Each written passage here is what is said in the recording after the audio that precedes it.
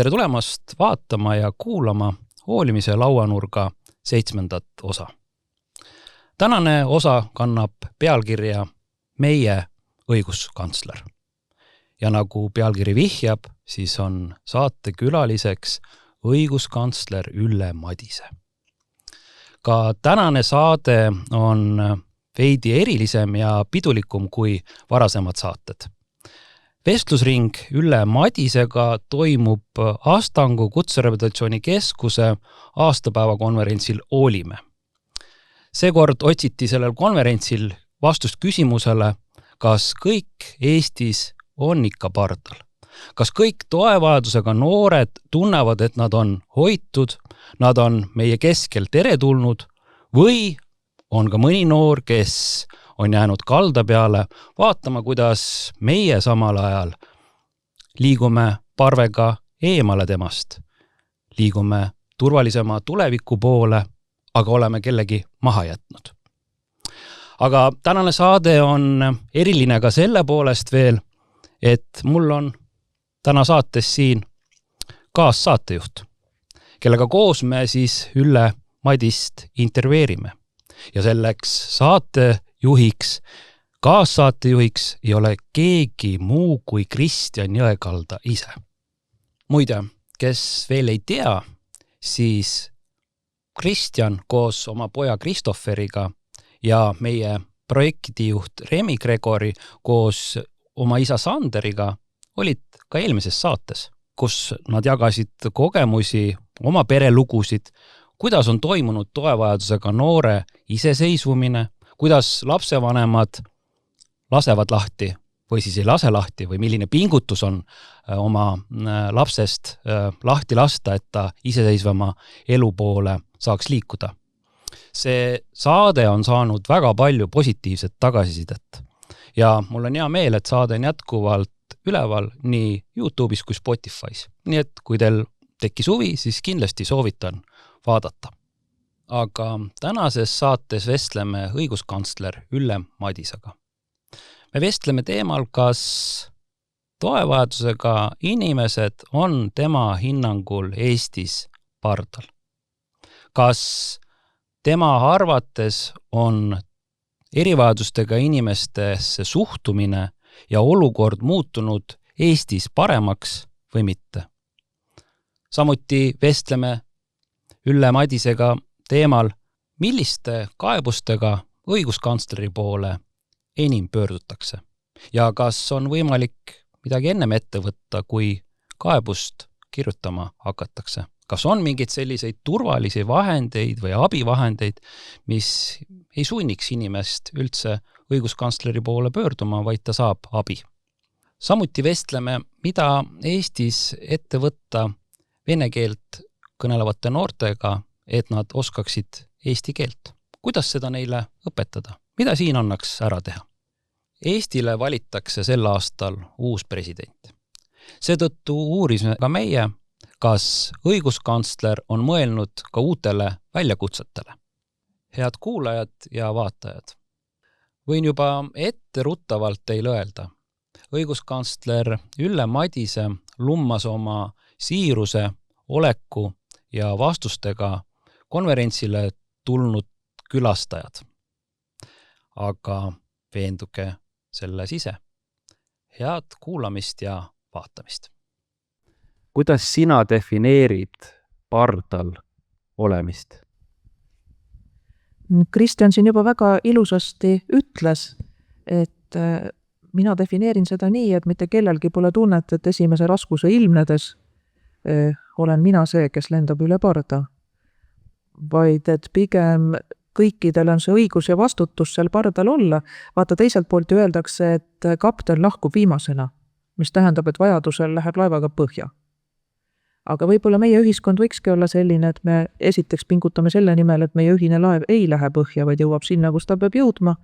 Ja teiseks, et isegi kui tee peal tekib raskusi, siis me mitte kedagi üle parda ei viska. Ja aga Ülle, nüüd ma pean võtma selle oma avasõnadest ühe asja repliigi tagasi. Mul on täiesti nõus, et kapten lahkub viimasena, aga mina rääkisin, ma olen täna kokk. et kui see üritus peaks nagu ebaõnnestuma, siis ma nagu justkui olen esimene, kes lahkub. Ma võtan siis sõnad tagasi, ma olen ikkagi see kapten täna siin lava peal. No vaata, see on ka ühiskonnas jälle hea, et siis, kui keegi millegagi hätta jääb, et näiteks kokal kõht läks lahti, et siis peab kapten võtma kulbipihku, ega midagi teha ei ole ja pootsman hoiab tüüri või kuidas see seal käib. Nii, aga Ülle, me tõesti oleme väga, sooviksime sinu mõtteid, et sa jagaksid meiega. Esiteks on väga suur au siin teie kõigiga olla ja teiseks palju-palju õnne sünnipäevaks. 31 on juba tõsine iga, kallid vilistlased, kallid õpilased, kallid õpetajad, palju-palju õnne, suur aitäh. Ma usun, et see on ühine töö, milles ei osalegi ainult kooli direktor, õpetajad, teised töötajad, vaid selles osalevadki ka õpilased, vilistlased, vanemad. Tegelikult iga kool on ju niisugune pere ja teatud vastasmõju. Ja suur aitäh, Gert, sinule, sest et see on tõesti haruldane, et on suudetud kas või see väliala 10 aastat varem valmis saada. Et see on vägev ja olles pikalt bürokraadina töötanud, ma tean, kui suur pingutus see on, et kõikidest karidest mööda loovida, alalise kokkuhoiupoliitika ja kõigi üle pardaviskamise ideoloogia kiuste oma ikka ära tuua. Nii et aitäh ja palju õnne sinule ja edu, jõudu teile kõikidele. Aitäh, Ülle.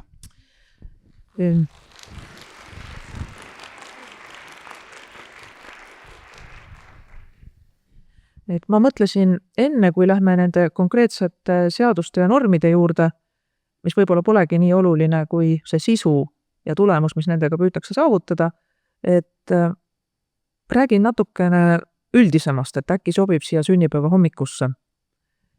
Küsiti, et kas mingi slaidi tahaks ka üles panna ja mina mõtlesin, et ma üldiselt, kuna ma ise ei näe eriti hästi, esimeses klassis juba saati jälile, et lihtsalt rüblik olin ka, kes armastas juttu ajada ja kui karistuseks pandi mind ja pinginaabrit poistega istuma, läks asi veel hullemaks. Aga eks asi olnud ka selles, et ega ma tahvlile ei näinud. Pikka aega arvati, et ma vigurdan. Nii et selles mõttes, ega ma ise neid slaide ei näe, aga siis mõtlesin, et huvitav, et kui paneks ühed luuleread ja pähe kargasid Betty Alveri read, kõike võib tahta, karta ja loota, seda, mis tuleb, mitte keegi ei oota. Olin oma leiu üle väga rõõmus ja siis sattusin eile nägema Postimehe kaastunde avaldusse ja vaatasin, et see on surmakuulutustes üks levinud salm. Ja siis mõtlesin, et siia sünnipäevale see võib-olla pole kõige parem leidi. Et kuigi minule on need read alati väga meeldinud ja et eks kaastunde avaldus peab ka kena olema. Mina mõtlesin natuke teistmoodi muidugi. Et olles nüüd juba 51-aastane, siis kõike on nähtud ja nii nagu ka õpilastele esinedes praegu alati rõhutan, et teate noored, et jube lahe on veipida ja kõiki neid katsetusi teha, mida te siin teete, mingi Tiina sodi sisse suitsetada ja süüa ja nii. Ja ma küsin, et miks te seda teete, siis nad ütlevad, et sellepärast, et see on keelatud.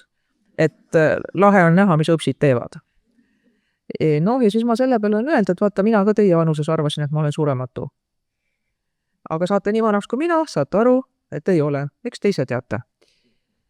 Aga ühesõnaga, olgu see pimesoolepõletik või autoõnnetus või insult või erivajadusega laps või raske diabeediga või debentsusega vanem, see loetelu on ju pikk, et me ilmselt ei ole mitte keegi selleks valmis. Ja ausalt öeldes ega ei peagi olema, sest mis see elu siis oleks, kui me absoluutselt iga päev kardaks, et kui praegu on hästi, küllap hakkab kohe minema halvasti ja kui praegu on halvasti, siis küllap läheb veel halvemaks. Et ei, nii ei ole ka mõtet elada ja võib-olla see turvatunde loomine ongi ühiskonna üks suur ülesanne, et me ei peaks ennast juba ette halliks muretsema. Et nii nagu laulusalm ütleb, et eks tuleb see, mis tulema peab ja nii tuleb, ega ta tulemata ei jää ja see ongi elu, ilu ja valu ja võlu. Et ülealu ettevaatlik ei tasu ka olla, aga muidugi ei tasu ise õnnetusi otsida, seegi selge.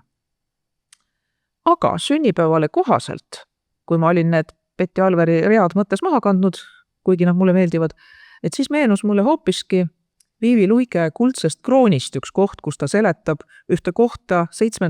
rahukevadest.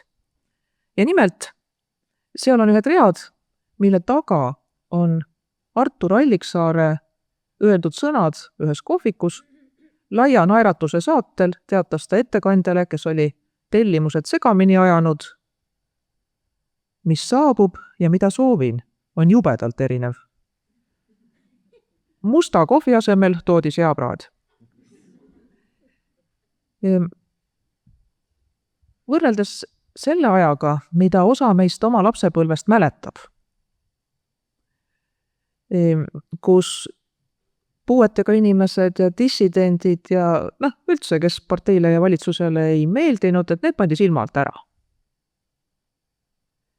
Et isegi kui minu Annelinna hoovis lonkas üks tüdruk ringi, tal oli üks jalg teisest väga palju lühem, tal oli olnud lastehalvatus. Et siis ka mäletan, kuidas kadunud vanaema mulle pikalt laialt seletas, et tead, et olemas on ka sellised inimesed, et kes näiteks on ratastoolis ja ongi, et mõnedel inimestel ongi, et ühte jalga ei ole, olid ka sõjainvaliidid, eks ole. Siis näed, et siin on lastehalvatus ja sellepärast me sulle vaktsiini olemegi teinud. Muide nii purkusega ei ole, et siis seoses suurte vigadega koroona ajal ja näiliselt sundvaktsineerimisega on laste vaktsineeritus oluliselt langenud, nii et kui asjad ei parane, siis võib juhtuda, et me neid lastehalvatuse tagajärgi hakkame õige pea taas siin nägema. Tahaks tõesti väga loota, et need suured vead, mida kõik ühiskonnad, peaaegu kõik ühiskonnad ja sealhulgas Eesti tegid koroona ajal, et need võimaldavad siiski paraneda ja mõistlikule rajale tagasi keerata. Aga igal juhul võrreldes tolle ajaga, kus pandi kõik, mis tundus tülikas või teistmoodi eest ära, nagu tarbetu asi, et siis me oleme ju vaieldamatult edenenud. Telesaadetel on üha enam subtiitrid. Tekste saab üha enam kuulata, ei pea alati lugema. Me kuuleme kirjeldustõlget ja üha enam inimesi saab aru ka sellest, et kui nad näevad, et keegi räägib omavahel viipekeeles, et siis see ei ole see, et puudega inimesed suhtlevad. Vaid see on see, et kuulmislangusega või kurdid inimesed räägivad omavahel. Täpselt sama väärtuslikult nagu me kõik. Samamoodi, lihtsalt viipekeeles. Ja viipekeele koori laulupeo võimalus pälvis ühiskonnas ju mõistmist.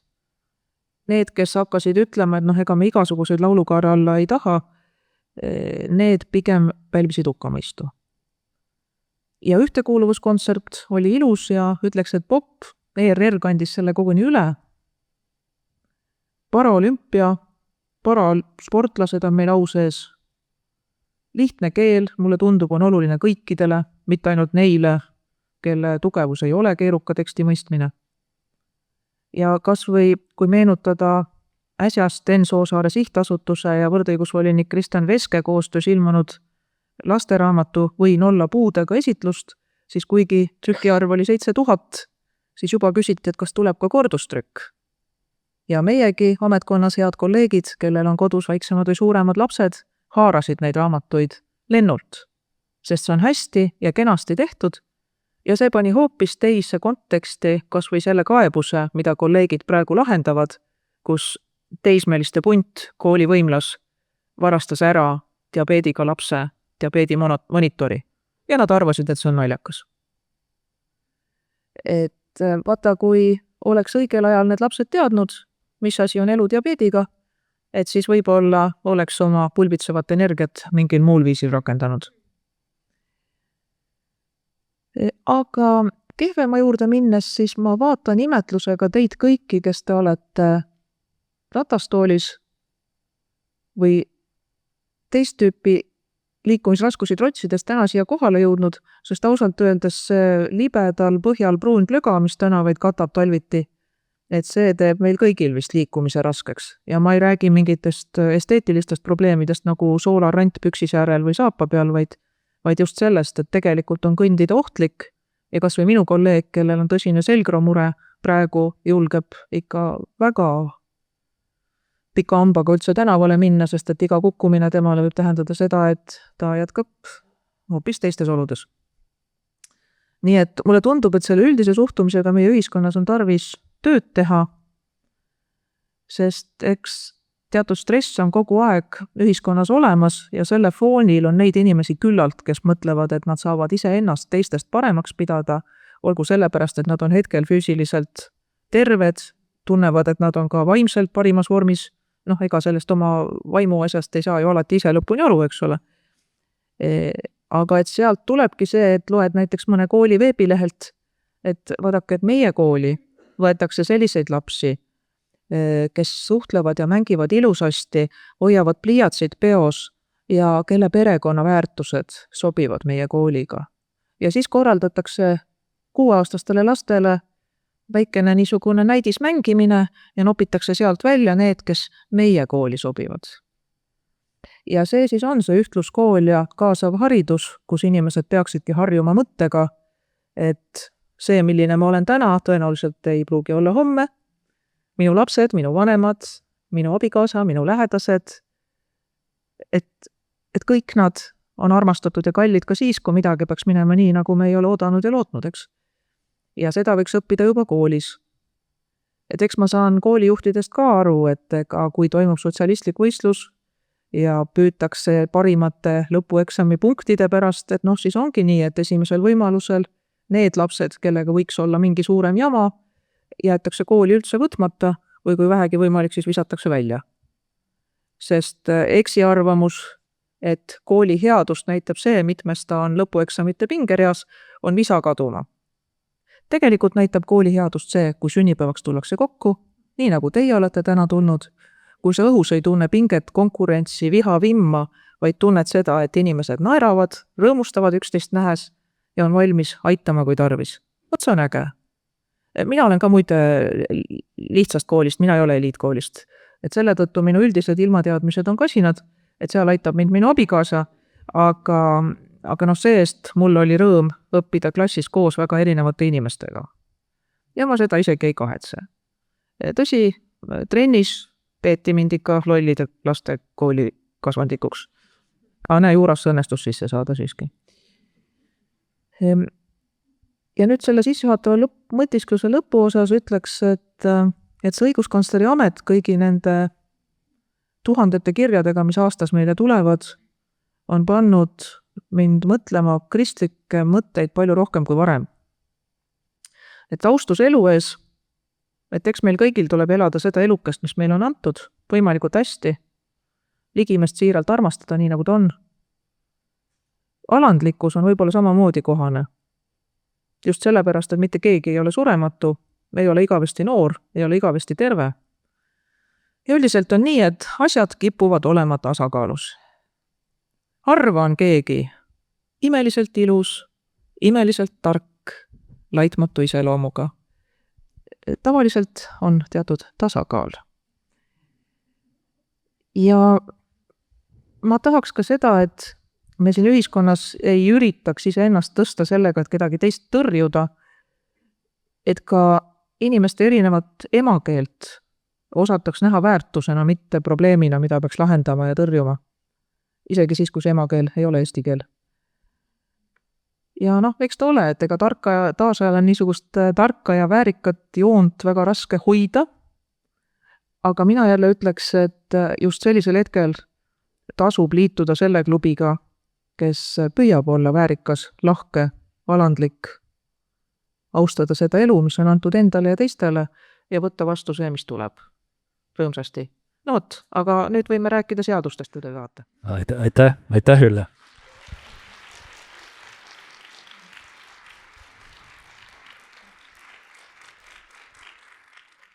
Nii, nagu ka varasematel aastatel on olnud teile võimalik esitada küsimusi esinejale nii saalist kui ka siis Lido kaudu. Et praegu siis tekkis siia see kood, et kui te lähete lido.com ja lööte selle koodi sisse, mis on, et siis selle kaudu on teil võimalik ka siis esinejale küsimusi esitada. Varasematel aastatel see on osutunud üsna populaarseks. Vaatame, kuidas siis ka sellel aastal. Aga nii kaua, kui te neid küsimusi sinna sisestate näiteks, siis alustame. Kas ma võin ka muidugi kohe küsida? ma olen käinud tegemas saateid nii ühes kui teises riigis Eestist kaugemal ja ma olen alati püüdnud, kui ma olen kohtunud seal väliseestlastega, et uurida, mismoodi Eesti paistab sealt välja. Austraaliast või Argentiinast või Taist või üstapuha kust, et kas me üldse paistame välja. Mul on sama küsimus teile, et kuidas te olete seal Toompea koridorides liikunud, et kas erivajadusega inimesed paistavad üldse välja sinna üles Toompeale või kuidas me välja paistame? Praegusel hetkel tuleb nentida, et ratastooli või käimisraami või lapsevankri või karkudega Toompeale saamine on keeruline, et kui keegi peab tulema, võite nõu küsima, sellepärast, et seal on mõned kohad, kus selili partsutamine on päris kindel. Hooneid on üritatud ligipääsetavaks teha, nii et põhimõtteliselt, kui sa sinna juba kohale saad, et siis Riigikokku, valitsuse hoonetesse ja õiguskantsleri juurde ja Riigikontrolli siis see ikka saab. Nüüd, kas Riigikogu koridorides on märgata erivajadustega inimesi ja kas nende vajadused Riigikogu liikmete silmis on olulised, siis vastus on, et jah, kindlasti rohkem kui varem. Riigikogu liige Jüri Jaanson, kes ka ühtekuuluvuskontserdil oli üks õhtujuhtidest, on selle heaks päris palju teinud. Tänu temale tekkis võimalus ka kuulmispuudega inimesel Riigikogu istungitel osaleda ja härra Jaanson päriselt puuetega inimeste eest oma töös seisab. Tema on see, kes on näiteks minu aasta ettekannete ajal alati saalis, nii nagu ka mitmed teised Riigikogu liikmed, näiteks Helmen Kütt või Õnne Pillak, ja kes küsib, kes nõuab ja kes märkab seadustes, et puuetega inimesed on unustatud. Aga muidugi tuleb vastu, vaadake, ega rahvaesindus ei saa olla parem kui rahvas. Et seda ma alati imestan. Et kui rahva sees on vargaid, siis kuidas peab olema Riigikogus? Just. Ja selles mõttes, et kui rahva hulgas on neid, kes ütlevad, et kuulge, meie ei hakka ometi ju rongi perroonil lund ära lükkama, ega me ikka nende pärast ei hakka siin ju pingutama, kuulge. Kas nemad on kodus oma ratastoolide ja lapsevankritega ja oma raske puudega lapsega, keda tuleb vankris lükata? Ta sulle kodus, mis nad ronivad reisima üldse? Iroonia. Väga kurb. Aga näiteks, kui me selgitasime, et seoses automaksuga ka need inimesed, kes on oma mikrobussi, tavaliselt vana mikrobussi kohandanud selleks, et ratastoolis lähedast saaks vedada, võtnud võib-olla istmed välja ja kahetsusväärselt lasknud sellega autoregistris ära märkida, et tegelikult ka nemad peaksid saama soodustust, sest mõnedel juhtudel tõesti see auto aastamaks või registreerimistasu osutub nii kõrgeks, et niigi raskes olukorras ja vaeselt elav inimene ei tule toime. Et eks seda Riigikogu rahanduskomisjonis selgitades, valetaksin, kui ütleksin, et kõik mõistsid. Aga jällegi tuleb öelda, et osaliselt on vastu tuldud, mõned leevendused on puuetega inimestel automaksu maksmisel tehtud, samas kaebusi tuleb meile jätkuvalt, et osa inimesi on ikkagi hädas. Aga jällegi, et ega ühiskond ongi selline, et tal on omad mõlgid ja puudused. Et teisiti oleks võib-olla ka igav ja see oleks surnud ühiskond. Et kui on puudused ja probleemid, tuleb need ära lahendada ja ma olen märganud, et tavaliselt siis, kui inimene ise või tema lähedased jõuavad mingisse olukorda, et siis hakkavad kuidagi paremini mõistma. Et näiteks lasteaiakohad või see, et kuidas lastel koolis läheb, et see muutus noortele poliitikutele oluliseks siis, kui nende oma lapsed jõudsid lasteaeda ja kooli. Ja kui vanemad hakkavad jõudma juba hooldekodu ikka ja kui juba elu on tekitanud raskemaid erivajadusi lähikonda, et vot siis hakatakse märkama. Vaimse tervisehäirete on samamoodi ikkagi, et kui ikkagi endal hakkad tundma seda, siis oskad ka teistel võib-olla paremini näha ja tajuda. Teatud lootus on kahtlemata, kuigi ma olen aru saanud, et eks loodus kaitseb inimest, ja ma vahest ka lohutan ennast, et kas või siis, kui minu 100-aastaseks elanud vanavanemad olid loojangul, siis ma väga lohutasin, et võib-olla meil on kurvem kui nendel seest välja vaadates. miks ma seda nagu ütlesin, siis vahest on nagu öeldud, et see mõni inimene ütleb, et no see pole tõsine asi ju, see vaimse tervise häire, et see pole ju, see on välja mõeldud asi. Aga kui ikka ise endal kätte jõuab, siis võib-olla paremini mõistetakse. Aga ma tahtsin Ülle su käest küsida seda, et sa nagu mainisid ka, siin vist oli üle 1000 kaebus, et millised on need peamised kaebused, millega õiguskantsler täna just siis erivajadustega inimeste puhul tegeleb. Ja lisa sinna ka, et mis puhul on üldse mõtet kaevata sinule? No meie Liisi on siin, Liisi võib lehvitada ja võtta koha peal mitmesugused kaebused vastu. Et eks ta siis ütleb, et mida saab ja mida ei saa. No mõnda asja oleme saanud, et näiteks kui üks meie suurtest pankadest ütles, et kui nendel sobib pimedatele mõeldud PIN-kalkulaatorit jagada Rootsis näiteks, aga no Eestis, no siin me ei hakka. Et siis me Liisi oli, tegime selgeks, et sellest tuleb üks hirmus karneval, kui kohe ei saa siin ka. Ja siis pank ei olnud sellest karnevalist huvitatud ja nüüd peaks siin ka olema võimalik. Et nad töösõnaga alati, kui hätta jääte, tasub kaevata, eks me siis ütleme, et kas saab aidata või ei saa aidata. Väga palju kaebusi on seoses puuetega lastega. Hästi palju muresid, et ei leita tugiisikuid, et lapse vanemad ja lapsed ise on jäetud sellisesse stressirikkasse olukorda, kus nad tunnevad, et linna või valla ametnikud, kes nende abipalvet hindavad, ei saa aru. Ei suhtu väärikalt, ei hooli. Ega meie ei oska öelda, et mis nüüd siin õige lahendus on, sest et igale poole ei jõua, aga see, mida me näeme, on tõesti see, et tugiisikuid ei leita, kõneravi puudulik, logopeed ei ole, Gert, sa juba viitasid vaimse tervise muredele, lastepsühhiaatrid, et ei ole piisavalt, no ja samas eks seal on see teine külg ka, et kus tihtipeale last vaadeldakse niisuguse luubiga, et ka väiksem kõrvalekalle, mis võib-olla lapsest endast üldse ei tulene või hoopiski täiskasvanutest, et seda peetakse psühhiaatriliseks probleemiks, aga tegelikult see ei olegi võib-olla selles eas selle lapse psühhiaatriline probleem. Ja nii, et eks asi ole seal segane.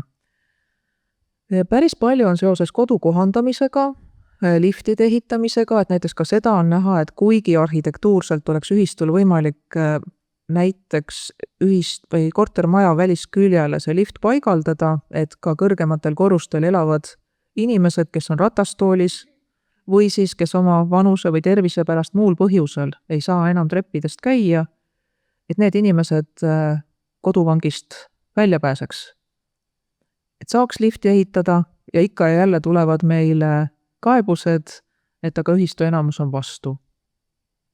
Et no siin me loodame võib-olla isegi ühe puuetega inimeste nõukoja koosoleku pidada sellel teemal, et kuidas neid kortermaju, kui niikuinii remontimiseks läheb, niimoodi ümber ehitada, et oleks nendel, kes lihtsasti liikuma ei pääse, ka võimalik teistega võimalikult võrdväärset elu elada ja ise õue saada.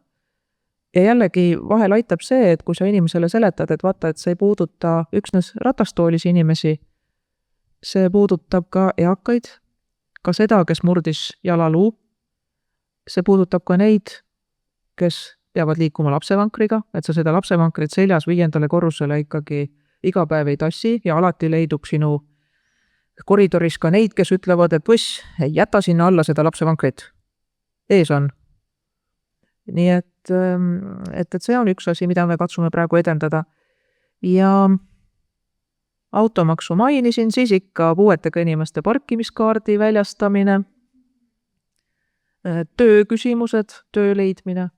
Aga mida inimesed ise, näiteks noored, mis need esimesed sammud oleks, et kohe ei hakka ju keegi teie juurde tormama, et mida ise saaks nagu ära teha? See noor, kes tunneb, et tema õigusi rikutakse või need vanemad, kes on selle noore inimese vanemad, tunnevad, et õigusi rikutakse. Kust pihta hakata? Eks inimene tunnetab seda ise, kui tal on usaldusväärne vanem, õde, vend, sõber või kui me räägime koolikeskkonnast, et kui koolis on keegi, keda see laps või noor saab usaldada, keegi õpetajatest, miks mitte pannkooke küpsetada oskav direktor, kui tema uks peaks lahti olema, koolipsühholoog näiteks, et siis võib temaga arutada, kui endal ei tule ideed, mida teha. Aga meile võib ka alati pöörduda, sest meil on üpris suur kogemus, et nõustada. Et neid juhtumeid on küll, kus laps nuttes helistab ja ja räägib, et mis see põhjus on, miks täna ei taha kooli minna, et miks koju ka ei taha minna.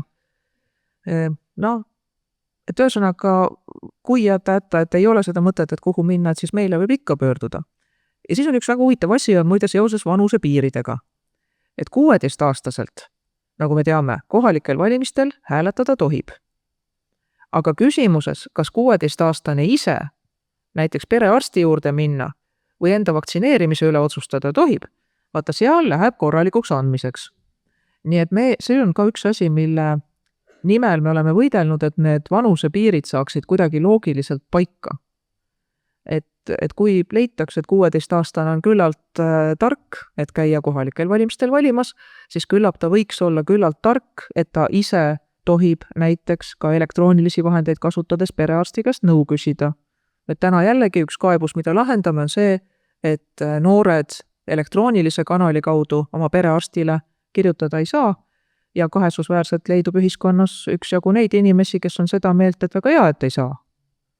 Et 18-aastaseks saamiseni ema ja isa otsustavadki, kas vaktsineeritakse, kas rasedusvastaseid tablette võetakse, kas seksuaalelu elatakse, kui tekib seal mingi probleem, kas seda ravitakse või varjatakse või. Aga meie ülesanne laste ja noorte õiguste kaitsjana on siiski seista selle eest, et mitte ükski laps ega noor ei jääks abita ja neil oleksid ka õigused arstilt, psühholoogilt abi otsida.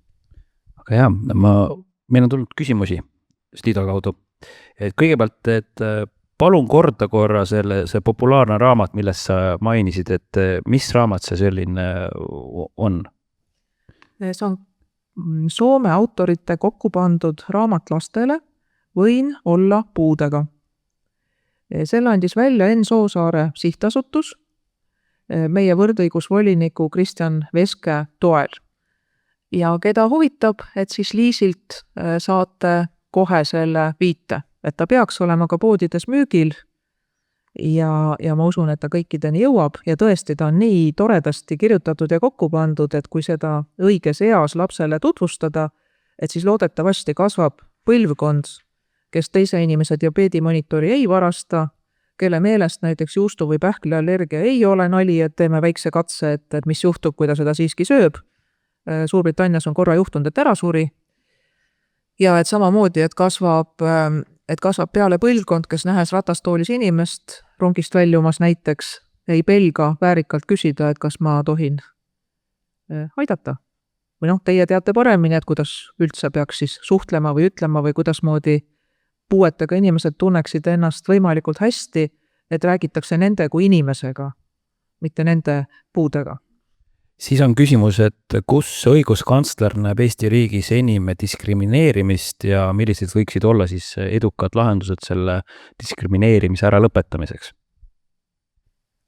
Siin keelud, käsud ja karistused kahtlemata nii hästi ei tööta, kui seesama ühiskonna hoiaku muutmine. Et häbiväärne on pidada ennast teisest paremaks sellepärast, et näiteks tema emakeel ei ole eesti keel või sellepärast, et tema on ratastoolis või sellepärast, et tema tugevus ei ole väga keeruliste tekstide mõistmine. Meil mitte kellelgi ei ole mitte mingit õigust ennast kellestki teisest paremaks pidada ega mitte kedagi tõrjuda, mitte mingil juhul. Ja siis, kui ühiskonnas tekib see teatud alandlikkus, austus elu ees, teise inimese väärikuse sisemusest tulev austamine ja hoidmine, vaata siis langevadki need diskrimineerimise juhtumid ära. Mina käskudesse ja keeldudesse, et räägi nüüd ilusti ja mõtle hästi, ei usu. Ja on üks küsimus, mis võib-olla veidi eelnevalt tausta küsimus sulle, et kas kutsekoolide kohta on kaebusi tulnud, et kutsekoolides ei tehta piisavalt midagi, mis on inimeste põhiõigustega vastuolus, meenub sulle? On sul laual olnud? Pigem on see mure see, et kui sa kooli lõpetad, et kuidas tööle saab. Et kui puuetega lastele ja noortele seal koolis on veel koht, siis on küsimus, et kuhu edasi. Et kas on mingi toetatud elamine, et saaks soovi korral minna iseseisvalt elama, olla jällegi võimalikult sarnane oma eakaaslastele, kellel puuet ei ole. Ja kas on neid tööandjaid, kes on valmis erivajadustega inimese tööle võtma.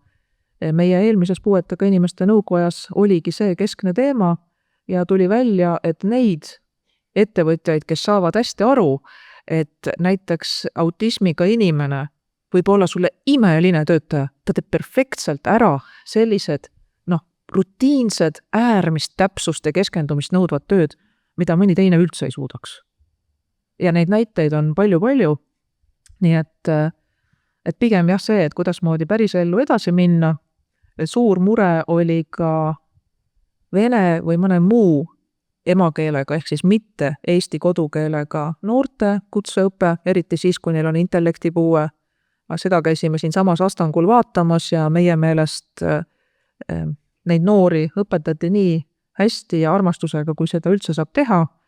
Ja nüüd, nagu minu kadunud vanaisa armastus öelda, veidi villast visates, mina mõtlen, et need vene emakeelega Eesti kodanikest noormehed, kes lähevad kaitseväkke, et kui nad siin saavad isegi intellektipuudega, vene emakeelega ja muude emakeeltega noored köögis talitatud ja kotletid küpsetatud, et siis teate, kaitseväes saab ka. Nii et just eile viisin kingituseks härra kaitseministrile ja proua haridus- ja teadusministrile detsembrikuus või möödunud aasta lõpus välja antud õpiku ellujäämiskeel ajateenijale. Et see on tõesti väga äge.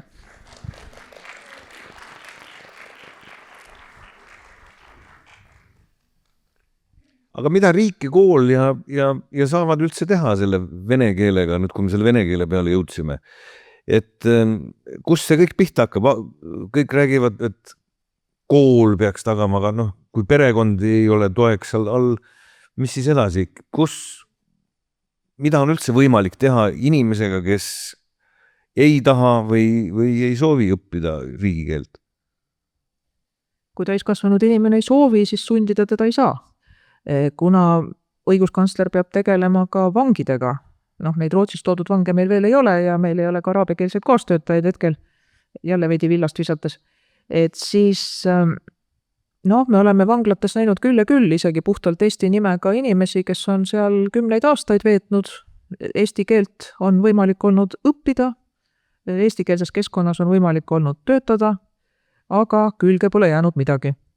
Nii et hirmsad ähvardused ja kaebused Eesti vangla peale tulevad ikkagi meie majja vene keeles. Nii et ega... Aga kooli poole ju vaadatakse, seal samas sõjaväes vaadatakse kooli poole, kus nad tulevad. Mis see vaene kool peab tegema siis?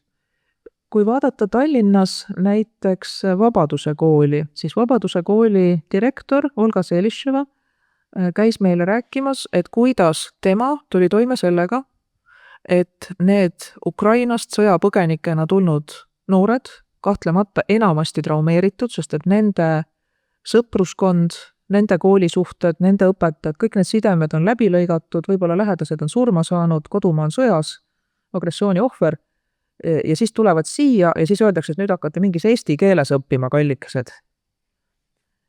Mitte inglise keeles, mitte ukraina keeles, mitte vene keeles, vaid eesti keeles, teate, on siuke keel, et 1 miljon inimest räägib seda. Ei kirjutada kirillitsas. Et siis need traumeeritud noored, Olga rääkis, ei olnud vaimustusest, ütleme nii, sillas, et nad peavad eesti keeles õppima, aga ometi väga suur osa nendest on tänaseks saavutanud head tulemused, mõned lausa hiilgavad tulemused ja kindlasti alati jääb neid, kes ei tahagi õppida, aga see ongi ühiskond. Et muide, see on igas kollektiivis ja ka ühiskonnas alati nii, et keegi on ikkagi see, kes on kõige vastu, keegi kahjuks on ikka kurjategija, ka kuritegevust ei ole võimalik täielikult välistada. Et see lihtsalt on nii, inimühiskond toimib niiviisi.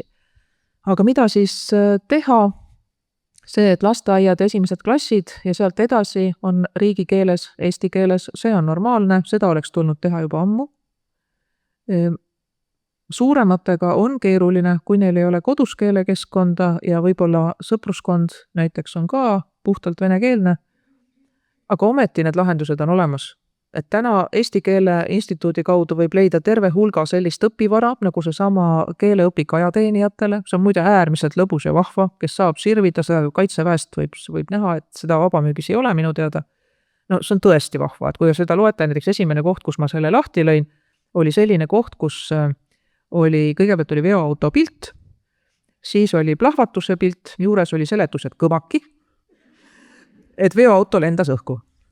ja siis oli instruktori hinnang, tubli töö. Ja siis tuli noormeestel endal kirjutada, mis emotsioonid neil on, näiteks yes. Mina küll olen patsifist, et ma ei oska rõõmustada, et veoauto, kus seal sees istunud inimestega lendas õhku, aga ma arvan, et noormehed õpivadki, et kõmaki ja lendas õhku. Et tegelikult sellist õpivara on kõikidele olemas ja näiteks, kuidas mina ise hoian ka vene keelt elus, sest ma arvan, et Eestis elades on kasulik osata mitmeid keeli, kaasa arvatud meie idanaabri keelt, on see, et sa vaatad aeg-ajalt mõnda sind huvitavat filmi näiteks.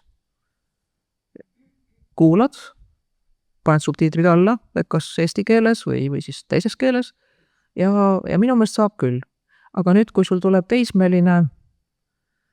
kui hilisteismeline tuleb kaitseväkke, et teda ei ole kool ega kodu toetanud õppimisel, et siis minu meelest on ühiskonnale kõige parem, et ta saabki seal samas selle vajaliku keele selgeks ja kõik kinnitavad, et enamusel juhtudel, kui see venekeelne poiss tuleb kaitseväkke, seal ta saab omale esimesed eesti kamraadid, eesti keele saab kätte, saab enesekindluse ja nendest noortest on tulnud hiljem väga tublisid politseiametnikke, piirivalvureid, kaitseväelasi, et minu meelest on see lahendus täitsa olemas. Lihtsalt tigedustel ei maksa võimule lasta.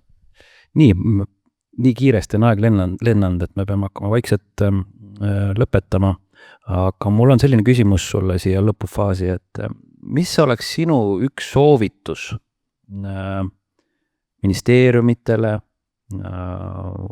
allasutustele, koolidele, et mida peaks tegema, et toevajadusega noored kindlasti oleks pardal. Üks asi, mida peaks tegema ja teine, mida ei tohiks teha tulevikus. Et minu meelest, ja me ise ka püüame, see ei õnnest alati hästi, aga et kõige olulisem oleks, et sinu kollektiivis oleks neid inimesi tööl. Et minul oleks väga hea meel, kui rohkem puuetega noori õpiks näiteks ka õigusteadust ja siis jõuaks ka tööle kas või meie majja, et see isiklik kogemus, isiklik vaade on minu meelest oluline. Ja näiteks nüüd, kus arutatakse väga tõsiselt, et kas peaks sotsiaalmeedia noortele ära keelama, siis meie sõnum on olnud, et rääkige noorte endiga. Et tegelikult neil on väga huvitavad mõtted, nemad teavad ka seda, kuidas neist keeldudest mööda minna, nii et mina ütleks, et see, mida kindlasti teha, on alati see, et need inimesed, kelle elu kujundavaid otsuseid tahetakse teha, et need inimesed on ise kaasas ja päriselt tähelepanelikult kuulatakse, mis neil on öelda, millised on nende tunded ja soovid.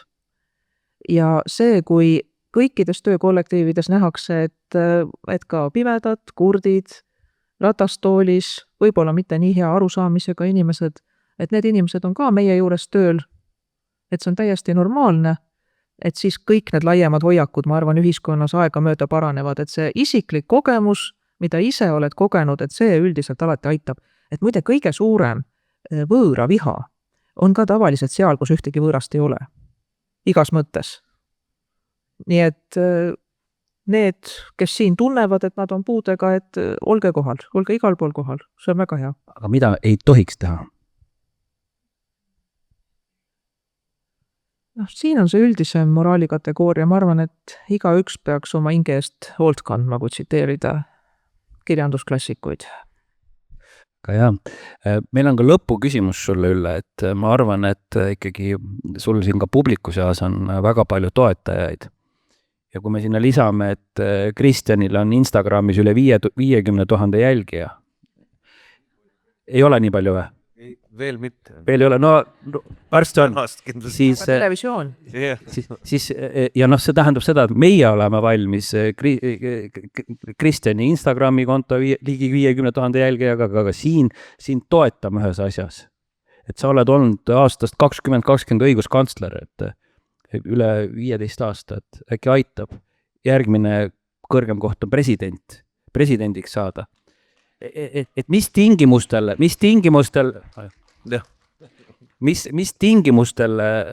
sa oleksid valmis kandideerima Eesti presidendiks? ma olen seda õiguskantsleri tööd tõesti teinud pikalt ja eks ma ise mõtlen ka vahel, et võib-olla olen teisi ära tüüdanud ja ehk ennastki, aga ma siiski olen ametis aastast 2015, nii et 10 aastat ja natuke peale. No. Et jätte, see on väga austav, see teie aplaus ja see soojus siin aga ma pean ütlema, et ma usun, et enamik neist, kelle nimega selles kontekstis žongleeritakse, ei ole selle üle kuigi õnnelikud. Nii et mina teen pühendunult oma tööd ja ei pretendeeri küll millelegi ega ei ole mingisugust ambitsiooni. Mina usun, et see väga hea presidendikandidaat on olemas. Ma arvan, et tema nimi ehk ei ole praegu veel kõlanud, aga võib-olla see on Alar Karis, et tema toetusmäär praegu ühiskonnas on 70% ja muide sellises polariseerunud ühiskonnas see on midagi väga head ja väärtuslikku.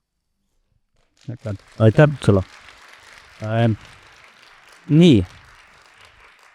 Ülle, meil on sul üks kingitus ka ja selle ära veel mine. Otsin nüüd selle kingituse ülesse. Meil siin on...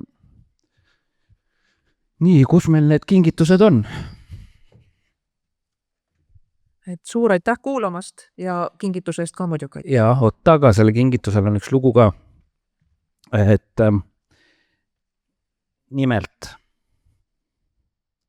Nimelt on, me otsustasime see aasta, et me püüame toetada ka eelnevad, kes on Astangul olnud kas kliendiks või õppijaks, siis on üks väga tore meie endine klient ja käib ka, meil on iga aasta, siin detsembris on eriline kingiturg, kus saab müüa oma tehtud tooteid. Ja mina olen viimased 2 aastat ostnud tema käest tema joonistatud pildi. Ta on, Anna-Liisa on tema nimi, ta on sündinud sügavalt enneaegsena, tal on raske puue juba elus esimesest eluaastast ja selline joonistamine annab talle nagu sellist eneseteostust ja elurõõmu. Ja näed, see on Anna-Liisa just. Ja me valisime Anna-Liisa kollektsioonis sulle sellise pildi. Kaamera saab näidata käki. Et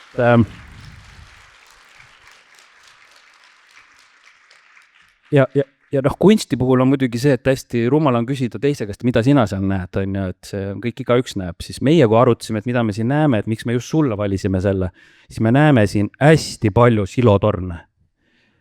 Et mida sina pead nagu siis püüdma Eesti riigis nagu ühendada, et ikkagi me oleks üks õigusraamistik, mitte et igas näiteks ministeeriumis on oma arusaam asjadest, siis ma mõtlesin, et me kingime sulle siis sellise ilusa, sellise lõunamaise pildi. Ma arvan, sa näed midagi muud siin, aga mina rikutuna näen siis neid. Ot. Suur aitäh, imeilus. Loodan, et ka teie saite tükikese osa sellest lummusest, mida õiguskantsler Ülle Madise Astangu keskuse aastapäeva konverentsil Hoolime pakkus. Ma tahan ja ei karda välja öelda üht asja. Meil, eestlastel, on õiguskantsleriga väga vedanud. Minu jaoks ja ma arvan ka mitmete teie jaoks, konverentsil osalenute jaoks ei ole tegu lihtsalt õiguskantsleriga, vaid tegemist on meie õiguskantsleriga. Ja ma nõustun igati Ülle Madise lõppmõttega, et Eesti saab hoolivamaks ja paremaks kohaks, selliseks kohaks, kus kõik tunnevad, et nad on pardal, kui me oma hinge eest hoolt kanname. Selline oli seekordne hoolimise lauanurk, mis kandis pealkirja Meie õiguskantsler. Mina olen Gert Valdaru, kohtume tulevikus ja ma loodan, et meid saab pardal olema palju.